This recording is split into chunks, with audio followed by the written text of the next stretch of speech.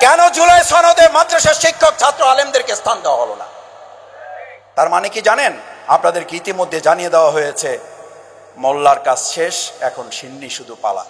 আর এবার আমরা বলতে চাই, যদি সিন্নি খেতে হয় তাহলে মোল্লাকে চিনি সিন্নি খেতে হবে, মোল্লা বাদ দিয়ে আর কাউকে সিন্নি খেতে দেওয়া হবে না। এবার ঘোষণা, আমরা এবার আর ফুটবল না, এবার আমরা প্লেয়ার। আমাদেরকে যেমন খুশি পিটাবেন, সেই দিন শেষ। এবার ফুটবলের পালা না, এবার আলেমরা প্লেয়ারের দায়িত্ব নিয়ে বাংলাদেশের জনগণকে সাথে নিয়ে আমরা গোলপোস্টের কাছে গিয়েছি। এবার গোল করি, বাংলাদেশের মানুষের বিজয় তাদের হাতে আমরা তুলে দেব। গোলপোস্টের কাছে গিয়ে যেন আর এটা না বলি আমরা সুন্দর দেখতে ফুটবল ভাই, যা পারেন করেন, মারেন আমাদের দিয়ে গোল দেন। এবার আমাদের দিয়ে গোল দিতে বলবো না, এবার বলবো আমরা গোল দিতে এসেছি, এবার আমরা গোল দেব ইনশাআল্লাহ। সম্মানিত উপস্থিতি, এখানে যারা আছেন, যারা ভূমিকা রেখেছেন, জুলাই আগস্টে আরো যারা ভূমিকা রেখেছেন, তাদের মধ্যে একটা মৌলিক পার্থক্য আছে। জুলাই আগস্টের গণ আন্দোলনে কেউ রক্ত দিয়েছেন, ঘাম দেন নাই। কেউ ঘাম দিয়েছেন, রক্ত দেন নাই। কেউ ঘাম রক্ত দুটোই দিয়েছেন, চোখের পানি দেন নাই। কেউ এমন আছেন, রক্ত দিয়েছেন, ঘাম দিয়েছেন, চোখের পানি দিয়েছেন, দিনের বেলায় অশ্বর হয়েছিলেন, রাত্রিবেলার জায়নামাজে দরবেশগিরি দায়িত্ব পালন করে রুহবান আল্লাইল এবং ফুরসান নাহারের সমন্বিত উদ্যোগ যারা নিয়েছেন, তারা হচ্ছেন এখানকার আজকের উপস্থিতি। সুতরাং এই দৃষ্টিভঙ্গিটি কিন্তু আমাদের খুব স্বাভাবিক ভেবে নিলে হবে না। আমাদের চরম প্রতিপক্ষ, এমনকি শেখ হাসিনা নিজেও 4 তারিখে যাদের নিয়ে বসেছিল তাদের কাছে শেষ কথা বলেছিল, অবস্থা ভালো না, আপনারাও একটু আল্লাহর কাছে দোয়া করেন। মনে আছে আপনাদের? সেদিন তিনিও কিন্তু আপনাদের রাস্তা ধরেছিলেন, শেষ পর্যন্ত তিনিও আপনাদের পথে হেঁটেছেন, কিন্তু যতক্ষণে হেঁটেছেন ততক্ষণে আল্লাহ তাআলা তার জন্য রাস্তা বন্ধ করে দিয়েছেন। সেই জন্য আমি প্রায়ই বলি, মানুষ আল্লাহর পথে আসে, আল্লাহর কথা স্মরণ করে, কিন্তু যতক্ষণে আসে ততক্ষণে হয়তো তার কপাল থেকে হেদায়েতের শেষ নিশানাটুকু আল্লাহ তাআলা তুলে নেন। আসতে তো হয়, ওই যে আমরা বলি না, সোজা তো হন, মরার পরে হন। তো মরার পরেই যদি হবেন তাহলে মরার আগে হন না কেন? দ্বিতীয় কথা হচ্ছে, সম্মানিত উলামায়ে কেরাম, মাদ্রাসার শিক্ষক, আমার প্রিয় ছাত্রবৃন্দ, আমাদের ভূমিকা যদি আলোচনা করি তাহলে আমাদেরকে এবার সিদ্ধান্ত নিতে হবে।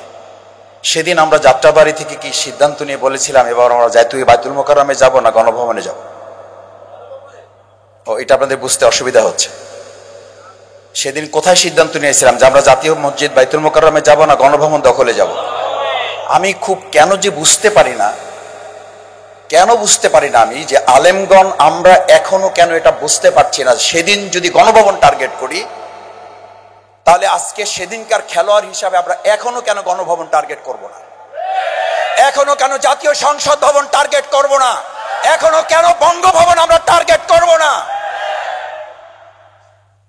কেন আমাদের শুধু মসজিদ, মাদ্রাসা, জাতীয় বাইতুল মোকাররম এইটুকু হইলেই যেন, আমি আমাদের শ্রদ্ধেয় একজন প্রিন্সিপাল ছিলেন, আমি সস্তিনা মাদ্রাসার ওখানকার ছাত্র, তো আমার শিক্ষক বলতেন যে আমাদের একটা অসুবিধা কি মাসুদ জানো, আমরা দুনিয়ার দৃষ্টিতে কোনো কিছু একটু পেলে মোটামুটি আত্মতৃপ্তিতে ভরপুর, অথচ আল্লাহ গোটা রাজ্যটা আমাদেরকে দিতে চান, সেখানে আমরা কোনো একটা টুকরো মাটি নিয়ে আমরা আনন্দে আত্মআলোচিত হয়ে যাই। আজকে আমাদেরকে এটা মাথায় নিতে হবে যে এই আলেম ওলামা, ছাত্র শিক্ষক সেদিন যাত্রাবাড়ি দখল করে নাই, সেদিন আমরা ডিক্লেয়ার করেছিলাম গণভবন। আজকে সেই যাত্রাবাড়ি উদ্ধার করা, সেই বিএনএস ভবন উত্তরার উদ্ধার করা, সেখানকার বিজয় ঘোষণা করা, ছাত্রদেরকে জুলাই সনদে রাখা হবে না, সেই জুলাই সনদ এই বাংলাদেশের মানুষটা, একজন মানুষ এটা বিশ্বাস করে না। কেন জুলাই সনদে মাদ্রাসার শিক্ষক ছাত্র আলেমদেরকে স্থান দেওয়া হলো না? তার মানে কি জানেন? আপনাদেরকে ইতিমধ্যে জানিয়ে দেওয়া হয়েছে মোল্লার কাজ শেষ, এখন সিন্নি শুধু পালা। আর এবার আমরা বলতে চাই, যদি সিন্নি খেতে হয় তাহলে মোল্লাকে চিনি সিন্নি খেতে হবে, মোল্লা বাদ দিয়ে আর কাউকে সিন্নি খেতে দেওয়া হবে না। আবার সিন্নি সামনে আসছে 2026 সাল, আবার দেখবেন সিন্নির কাছ থেকে মাসি ভনভন করা শুরু করছে। মাসি ভনভন করে এই 2 প্রকার মাসি, একটা মোটা মাসি, একটা চিকন মাসি। মোটা মাসি কোথায় কোথায় বসে জানেন? স্বাস্থ্য ভালো কোথায় বসে জানেন?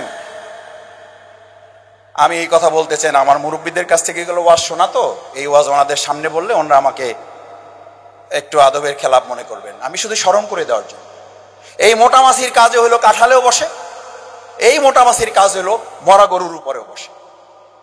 কখন মোটা এই মাছিটা আপনার এই কাঁঠালের উপরে বসে আর কখন মরা গরুর উপরে বসে, মরগরুর উপরে বসে, এই বোধ শক্তি যদি এদের আলেমরা আমরা কেউ আবার ভুলে যাই, তাহলে শেখ হাসিনার সাথে বাইতুল মোকাররমের ইমাম যেমন পালিয়েছে, ভবিষ্যতেও সেই তথাকথিত আলেমদেরকে আবার রাস্তা খুঁজতে হবে পালাবার। আমি বিশ্বাস করি আজকের সেমিনারের সেই বোধ শক্তি উপলব্ধি এখান থেকে আমাদেরকে নিয়ে যেতে হবে।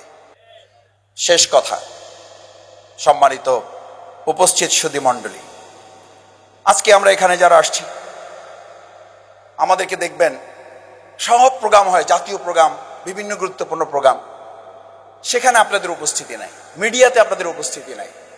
মিডিয়ার লম্বা লম্বা আলোচনা হয়। যারা এসি রুমে বসে এই ফেসবুকে এবং টিভি দেখে জুলাই আগস্টের ঘটনা বর্ণনা করে, তারা ওখানকার গেস্ট।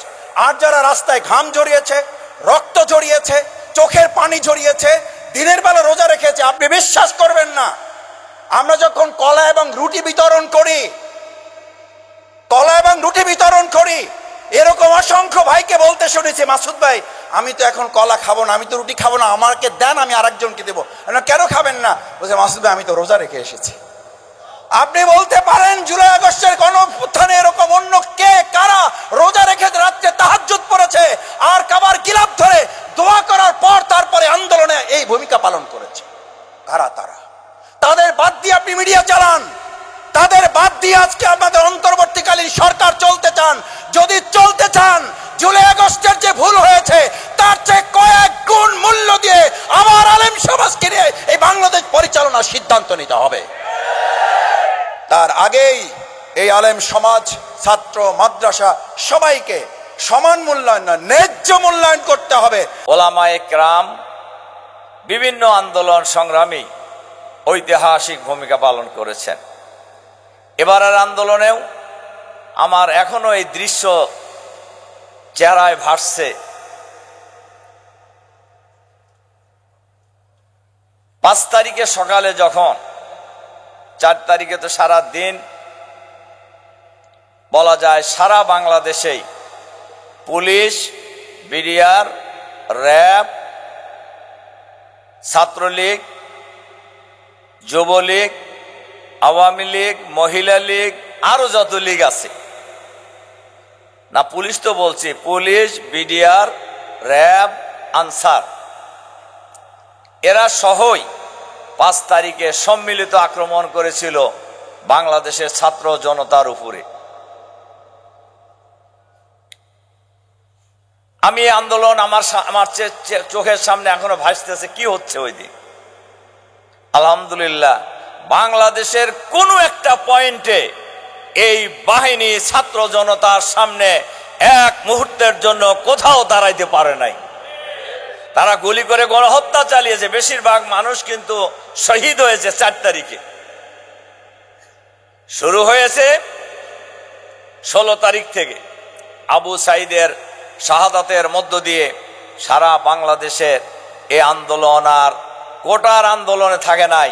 এই আন্দোলন চলে গেছে ফ্যাসিবাদ বিরোধী হাসিনা পতনের আন্দোলনে।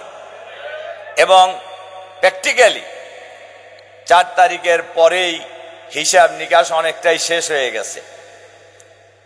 5 তারিখ সকালবেলা কারফিউ জারি করা হয়েছে, ইন্টারনেট বন্ধ করে দেওয়া হয়েছে, অনেক কিছু হয়েছে আপনারা জানেন। আমরা চিন্তা করতেছিলাম আজকে কি হবে সকালবেলা। আলহামদুলিল্লাহ সর্বপ্রথম যে রাজপথে হাজার হাজার ছাত্র শিক্ষক নেমেছে সেটা ছিল মাদ্রাসার ছাত্র শিক্ষকরা যাত্রাবাড়ির এই এলাকায়। আপনারা যারা নাম ছিলেন তারা হয়তো অনেকেই এখানে আছেন। আপনাদের এই নামা এই জাতির কলজা ওই দিন ঠান্ডা করে দিয়েছে যে আজকে হাসিনার পলাতে বাধ্য হবে, এবং ঘটনা তাই ঘটেছে। আলহামদুলিল্লাহ, প্রায় 2000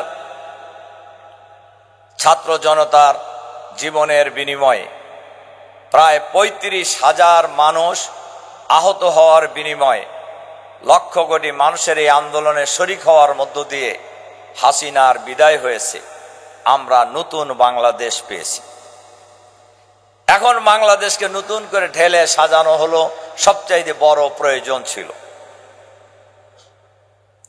কিন্তু 5ই আগস্টের পরে চাঁদাবাজি আছে না নাই, দখলবাজি আছে না নাই, দুর্নীতি আছে না নাই, সন্ত্রাস আছে না নাই, খুনাখুনি আছে না নাই। এরা কারা করছে?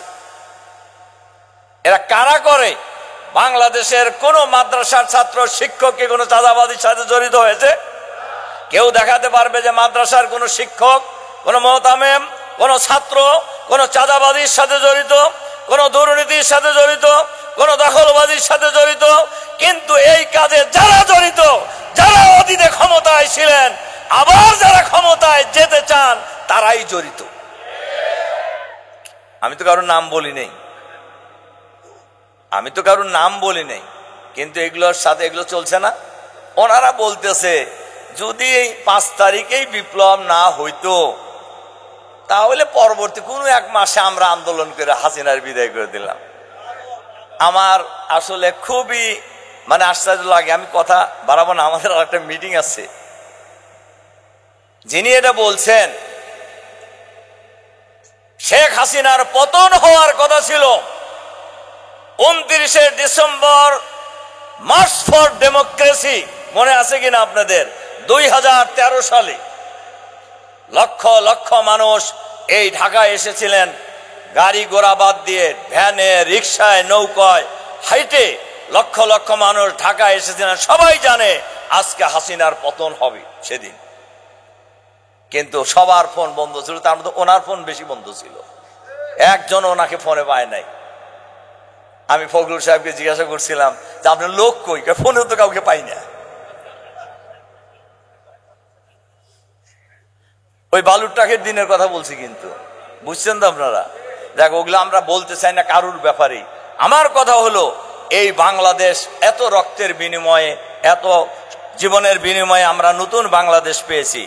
এই বাংলাদেশের সুন্দরভাবে ঢেলে সাজানোর জন্য মৌলিক সংস্কার করতে হবে, মৌলিক সংস্কার করতে হবে, গণহত্যার বিচার করতে হবে। এই যে মানুষ আজকে যে খালিদ সাইফুল্লাহর বাবা এখানে বক্তব্য রাখলেন, উনিও চোখে পানি ধরে রাখতে পারেনি, আমরাও চোখে পানি ধরে রাখতে পারি নাই। আপনারা এইগুলা ছাড়া যে আগাইতে চান, সাইফুল্লাহকে ফিরিয়ে দেন, খালিদ সাইফুল্লাহকে ফিরিয়ে দেন, যারা জীবন দিয়েছে তাদেরকে ফিরিয়ে দেন। আমি আমাদের মহানগরীর এক শহীদ পরিবারের প্রোগ্রামে আমি দেখছিলাম একজন ইডেন কলেজের ছাত্রী বক্তব্য রাখতেছেন, তার ভাই শহীদ হয়েছে। সে ছিল একমাত্র কার্যক্ষম পরিবারের ইনকাম সোর্সের একমাত্র ব্যক্তি। বলল যে বাংলাদেশের কোটি কোটি মানুষ যখন আনন্দ মিছিল করছে, তখন আমরা আমাদের কান্দে আমার ভাইয়ের লাশ নিয়ে যেতেছি আর কি। দেন, ফিরে দেন তাদের। সামনে ক্ষমতায় জনগণ যাকে ভোট দেবে তারাই যাবে। এর জন্য তো কারোর পাগল হওয়ার তো দরকার নাই, অস্থির হওয়ার তো দরকার নাই। সম্মানিত ভাই এবং বন্ধুগণ, অন্তর্বর্তীকালীন সরকারের কাছে আমরা আহ্বান জানাতে চাই, অবিলম্বে গণহত্যার বিচার নিশ্চিত করুন। ফ্যাসিবাদের দোসর যারা সরকারের ভিতরে বাইরে লুকিয়ে থেকে দেশের বিরুদ্ধে, সরকারের বিরুদ্ধে, জনগণের বিরুদ্ধে, ইসলামের বিরুদ্ধে ষড়যন্ত্র করছে, তাদেরকে চিহ্নিত করে গ্রেফতার করতে হবে। আর লেভেল প্লেইং ফিল্ড তৈরি করতে হবে নির্বাচনের আগে। সবার জন্য সমান অধিকার নিশ্চিত করতে হবে। আইন শৃঙ্খলা পরিস্থিতির নিশ্চিত করতে হবে, উন্নতি করতে হবে। আমরা বাংলাদেশে যেন তেন প্রকারের আওয়ামী স্টাইলের কোন নির্বাচন বাংলাদেশের মানুষ বাংলাদেশের মাটিতে আর হইতে দেবে না আগামী দিনে ইনশাআল্লাহ। আওয়ামী স্টাইলের নির্বাচনের জন্য মানুষ জীবন দেয় নাই, রক্ত দেয় নাই, আমরাও দেইনি, মাদ্রাসা ছাত্ররাও দেয় নাই। এজন্য আমি আপনাদের কাছে যে আহ্বান জানিয়ে আমার কথা শেষ করতে চাই, আগামী দিনে নতুন বাংলাদেশ গড়ে তুলতে হলে, চাঁদাবাজ মুক্ত বাংলাদেশ গড়ে তুলতে হলে, সন্ত্রাস মুক্ত বাংলাদেশ গড়ে তুলতে হলে, নৈরাজ্য মুক্ত বাংলাদেশ গড়ে তুলতে হলে, দুর্নীতি মুক্ত বাংলাদেশ গড়ে তুলতে হলে, আধুনিক মানবিক ইসলামিক কল্যাণের বাংলাদেশ গড়ে তুলতে হলে আলেম ওলামা, ইসলামী দল, ইসলামী ব্যক্তি, ইসলাম পছন্দ করে দেশপ্রেমিক সকল শক্তিকে ঐক্যবদ্ধ হতে হবে। ইতিমধ্যে ওলামায়ে কেরামের মধ্যে একটি ঐক্য কিন্তু ইতিমধ্যে হয়ে গেছে যে আগামী নির্বাচনে আলেম ওল ইসলামী দলগুলির বাক্স থাকবে একটা। এটা আমরা খুশি হন নাই? আলহামদুলিল্লাহ, আলহামদুলিল্লাহ। আমি দৃঢ়ভাবে বিশ্বাস করি ওলামায়ে কেরাম, পীর মাশায়েখ, ইসলামী দল, ইসলামী ব্যক্তিত্ব, সমমনা দেশপ্রেমিক শক্তির ঐক্য যদি দৃঢ় হয়, আগামী দিনে ইসলামী শক্তির বিজয় কেউ ঠেকাতে পারবে না ইনশাআল্লাহ। ইনশাআল্লাহ এটাই এখন এই জাতির সবচাইতে বড় প্রত্যাশা।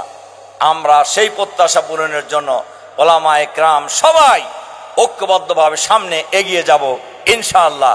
এটাই হোক আজকের এই সেমিনারের জুলাই বিপ্লবের সত্যিকারের অঙ্গীকার। আল্লাহ হাফেজ। বাংলাদেশ জিন্দাবাদ। জুলাই বিপ্লব সফল হোক। আগামী দিনের বাংলাদেশ